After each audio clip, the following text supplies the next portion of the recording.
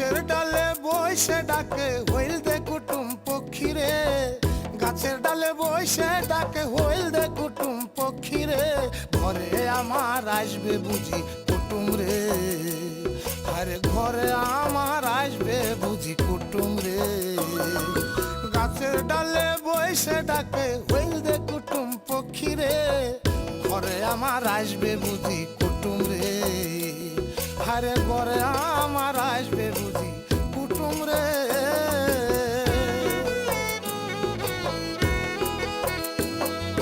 নিশিরাইতে আইসা কুটুম হয় না দেখা দিবসে, এমনই সে দুষ্ট কুটুম আমার সদাই করে তোরাইছে। আধার রাতের কুটুম আমার ঘর করিল খালি রে,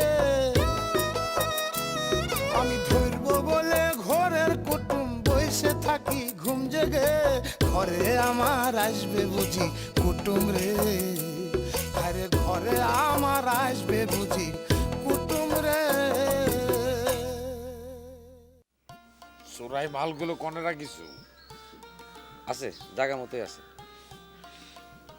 যেইভাবে আনিস ঠিক সেইভাবে পুকুরের উত্তর পাড়ে মাটি খুঁড়ে মালগুলো চাপা দিয়ে রাখি আসবো। মা কি জোর করে তোমার সাথে আমার বিয়ে দিবার চাচ্ছে? তোমার এই বিয়েত মত নাই? তাহলে পর এতদিন সে কথাটা মুখ ফুটে কও নাই কে? তোমার মনে অশান্তি তো? ঠিক আছে, করলাম না তোমাকে বিয়ে। আন্তনের সাথে ময়ূরমের বিয়েটা আগে হয়ে যাক, সব ঠিক হয়ে যাবে। সেটা নিয়ে তো মনে হয় হার হয়ে যাচ্ছে ওস্তাদ। আন্তন তো আমার কাছে জহরের দাবি করে বসলো। ওই দলের উস্তাদের গল্প যতই শুনতাছি তার উপরে আমার একটা ভক্তি চলে আইতেছে। আমার মনে হয় আর যাই হোক উনি তোর দুলাভাইয়ের মতন 2 নম্বর মানুষ না। রে তুই যে তালে কাজ এ তালে হুন্দা করার তালে থাকোস, তুই তো বেমানে না। জহররা যদি পাইতে চাও তুমি তো হেলে আর লই ভাগো, আর যদি তুমি মনে করিয়ে থাও যে এই আতাই হরদার জহরে তোমার হাতে উঠেই দেবে তাহলে বেশি দেরি নেই। খুব শিগগিরই জহরের পোলাপান তোমার মামা কইয়ে বলাইবে, এ তোমার হোনা লাগবে। বকল বকল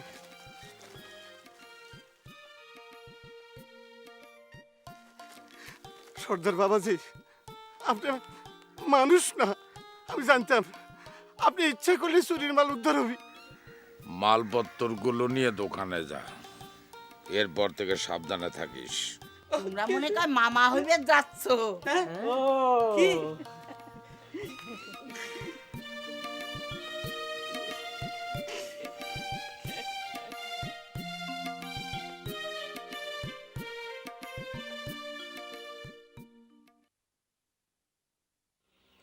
আসসালামু আলাইকুম ভাবি, কেমন আছেন? এখানে কার আছেন? আসেন ভিতরে আসেন। খুব ভালো একটা সময় এসেন ভাবি।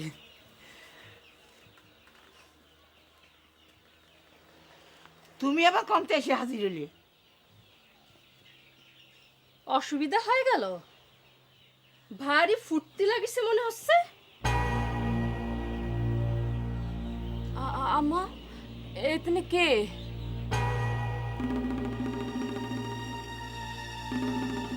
কি হলো? কথার জবাব দিচ্ছেন না কে?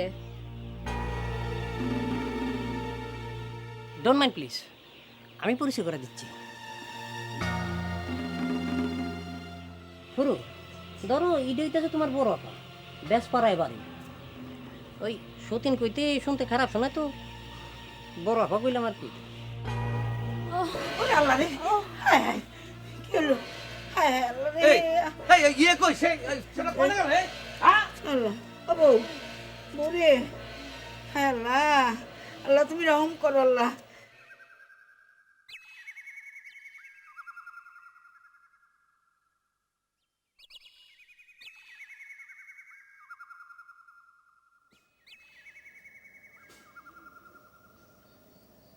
কোনে যাচ্ছ তুমি? আধা শতক বাইশ যাচ্ছি, দেখি আজ তাক পাওয়া যায় নাকি। আতে সর্দারের বাড়ি যাওয়া লাগবে না মা? কি কইস তুই? এই তোগর দুইজনের বিয়ের দিন তারিখ ঠিক করা লাগবে না? কইলাম তো তোমার যাওয়া লাগবে না। তোমার ভাইয়ের বেটাকে আমি বিয়ে করব না। তোমার এসব নিয়ে চিন্তা করার কোনো দরকার নাই।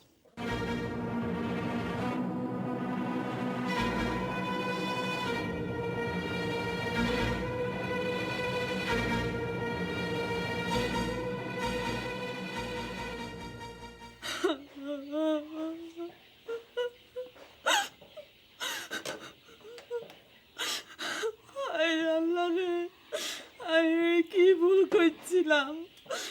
এরকম একটা সিটার মানুষের আল্লাহ তোরি আর জীবন গান শেষ করে দিলাম। ও মা, তুমি কাঁদো না, চুপ করো, ধৈর্য ধরো। তোমার শরীরটা ভালো না, এই সময় এবা করা যাবি না মা। আরে চুপ করেন, সিটারের মা সিটার অনাচারে বুঝতি তো। আমার পরে মিজাজ দেখাও কেন রে বাপু?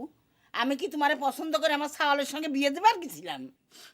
বিয়ে না দেন, এই বাড়িতে আমি হতন কত বাজে গেছি এই বেচার কথা একবারে কইছিলেন নি আরে। আর অনেক কালাইছে দরদ দাবাই তো দূরে চলা চোখের সামনে তো। কামটা করার আগে চিন্তা করার দরকার ছিল। কেউ তো আর তোমারে ধরে বেঁধে বিয়ে দেবার যায়নি রে বাপু। এই জন্যই মানুষ কথায় বলে ভাইবে কোনো কাজ করে ভাইবে না। কি যে মধু আমার ছাওয়ালের মধ্যে পাইছি রে তুমি। মধুটা বিষ আইছিলাম, বিষ। এটা ভালো করে বুঝে দিও। আপনারা সিটার হলো একটা কেরম করে দড়ি হড়াইতে হয়, এটাই ভালো করে বুঝে দিও। এতদিন বাদে কোন দুঃখে মরবার আইছো তুমি? আর কোনো কাম খুঁজে পাও নাই? মর বেড়াইছি না মার বেড়াইছি সেটা একটু পরেই টের পাবেন না। আপনার সাওয়াল পালালো কে? দেমাক দেখায় তো চলে গেছিলে। হ্যাঁ, আবার বেটার বিয়ের খবর শুনে তার ঘর সংসার ভাঙার জন্য দৌড়া আইছো কে? হ্যাঁ, দেমাক দেখায় তো যায়নি। আপনার সাওয়ালের হাফ ডজন বিয়ের খবর শুনে চলে গেছিলাম, মনে নেই সে কথা? চলে গেছিলে, মিটে গেছে সবকিছু, আবার কি ঝামেলা? কিডা কইছে মিটে গেছে? তোমার সাওয়ালের সাথে কি আমার তালাক হয়েছে? তালাক না হলে কি হবি? হ্যাঁ, তুমি আমার ছাওয়ালের বিয়ে করাবো, তুমি আমার ছাওয়ালের কাছে থাকবি না। সে পুরুষ মানুষ, সে তো একখান বিয়ে করবারই পারে। এই না হলি বেটার মা, যেমন মা তেমন বেটা তৈরি করি চাও। তাই এতই যদি বুকের পাটা ডাকো না তোমার বেটাক, বাড়ি ছেড়ে গেল কে? বাড়ি ছাড়বি কে? হ্যাঁ? বাড়ি ছাড়বি কোন দুঃখে? আমার বৌমার শরীর খারাপ, মনে হয় ডাক্তার ডাকতে গেছে। হ্যাঁ, তুমি শুনলে না যে আমার নতুন বৌমা পুয়াতি হয়েছে?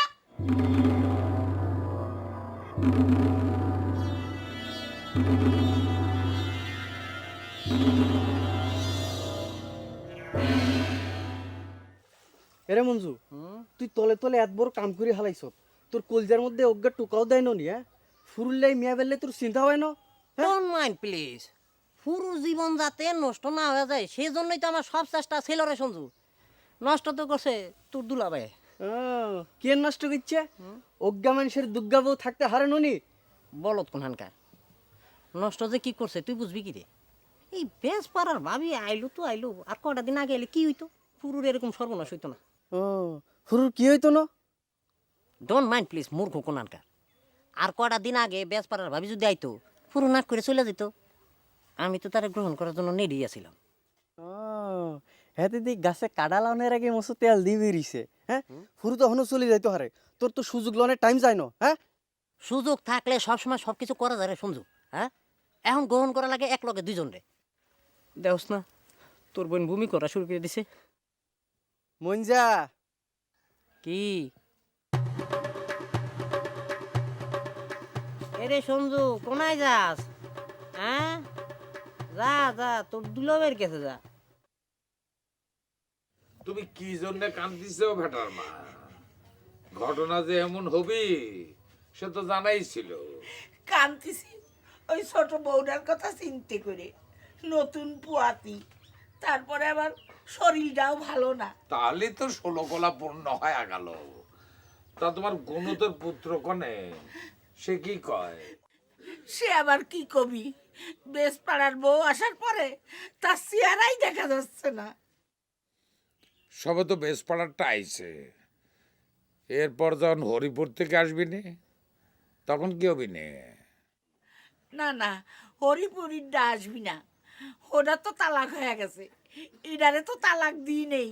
তোমার সাওয়ালটা হাতের পাশ পাও দেখেছিল, ধরাকে সরা জ্ঞান করছিল। এখন বুঝবি এই বউগুলা যদি মামলা করে তখন কি ভেটা বাঁচবি? জামাই, যা হবার তা তো হয়ে গেছে। তোমরা তো গ্রামে 10 জন আছো, তোমরা একটা কিছু মীমাংসা করে দাও জামাই। ঠিক আছে, তুমি ভেটারে আমার কাছে পাঠিয়ে দিও, দেখি কি করা যায়। আচ্ছা, 70 এমন 70 পেটে ধরেছিলাম।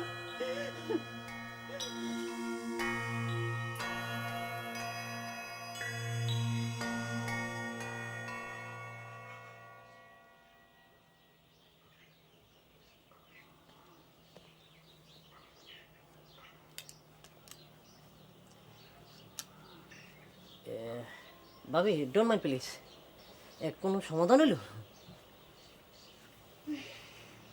বাড়ি সাইডে সকলেই পলাইছে, হ্যাঁ বুঝতে পারতেছি না কি করব। ভাই হ্যাঁ একটা বুদ্ধি দাও তো। আচ্ছা, আপনি কি পুরো লোকে কথা কইছেন? তার মতি গতি কি বুঝলেন? তার সাথে কথা কইতে যাব কোন দুঃখে? হ্যাঁ, এতক্ষণে চুলের মুঠি ধরে বাড়ির থেকে বাইর করে দিতাম। কি আর কব, আইসে শুনি পুয়াতি। সেইটাই তো আসল সমস্যা, আমার মনটা ভাঙ্গা ঘুরে ঘুরে আছে। এত কিছুর পরও মনে হচ্ছে ওই বুইড়া লোকটার জন্য প্রেম উতলায় উঠছে, তা না হইলে এত কান্দাকাটি করে কে? প্রেম করে এতক্ষণে আমি ছুটে দিতাম। ফালতু মেয়ে কোনে গাছ, বউওয়ালা বেটা প্রেম করে বিয়ে করেছে, আবার কাঁদাকাটি করে। Don't mind please. ভাবি, আপনাকে যখন বেটা ভাই বিয়ে করে তখনও কিন্তু তার ঘরে বসছিল। এই আপনার মতন সুন্দরী মায়া করে এই জন্যই আমরা দেখতে পাই না। আমাকে মতন ইয়ং ছেলে পেলে সামনে দিয়া ঘোরাঘুরি করে আপনাকে চোখকেই পড়ে না।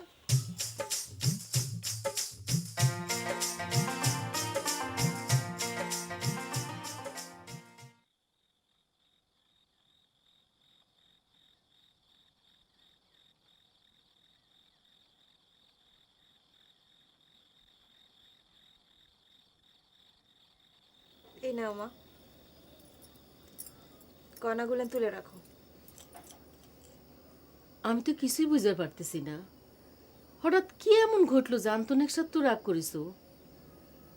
রাগের কোনো বিষয় না মা, বিয়ের সাথে যদি কপালে লেখা না থাকে তালি পারে হয় না। আন্তনিক সাথে তোর কপালে বিয়ের সাথে লেখা নাই, এটা তুই কেবা করে জানলো? আরে এটা কোনো ছেলে খেলা নাকি?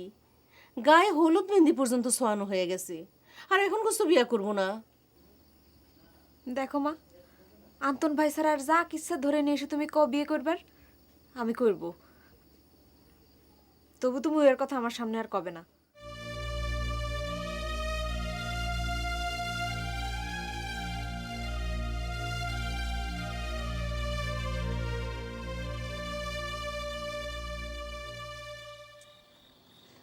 হ্যাঁ রে সঞ্জু, ফুরু কি আমার উপর খুব রাগ করেছে? আমি তো এই কথা কইতে হারতাম না, আমি তো হেতির ভাবি ধরতে হাইলাম না। হেতি তো ঘরে ঢুকি হেই যে দুয়ার টানি দিছে, আর তো বাইর হয় না। আর ওই মহিলা সে কি করে? আপনি কার কথা কন? বড্ডা ভাবিনি। হ্যাঁ, কিটা তোর ভাবি রে? ওই মহিলার সাথে আমার কোনো সম্পর্ক নেই। তাইলে মিয়া ভাই আরে কও, আপনি কিল্লাই হেতির ডরে বাড়ি ছাড়ছেন? হ্যাঁ, কিটা কয়েছে আমি তার ভয়ে বাড়ি ছাড়িছি?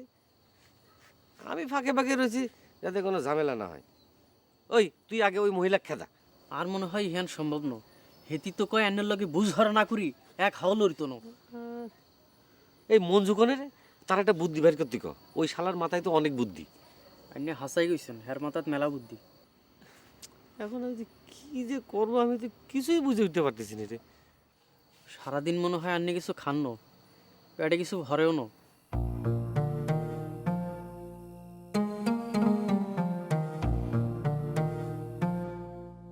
তুমি তো ভেটার ভাত খাবে না বলে মেজাজ দেখাইয়ে চলিয়ে গেলে নিজেই, আবার এখন সেসব কি ভেজাল শুরু করেছো?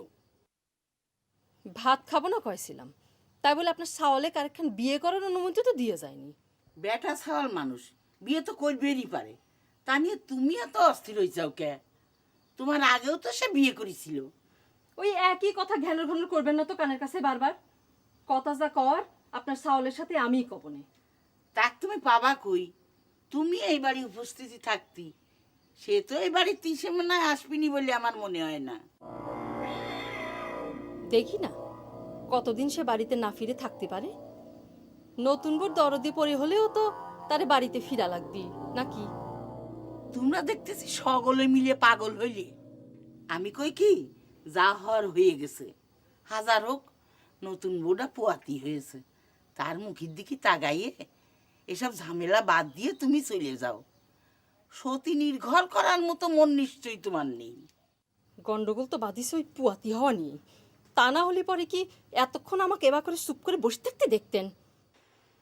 আরে মুখ পোড়া একটা একটা করে কমগুলো বিয়ে তো করলো না, কিন্তু এমন পোড়া কপাল এ পর্যন্ত একটা নাতি নাতনির মুখ দেখতে পারলাম না। যদিও একটা সুখবর হলো, তাও দেখো এক ভেজাল বেঁধে বসলো।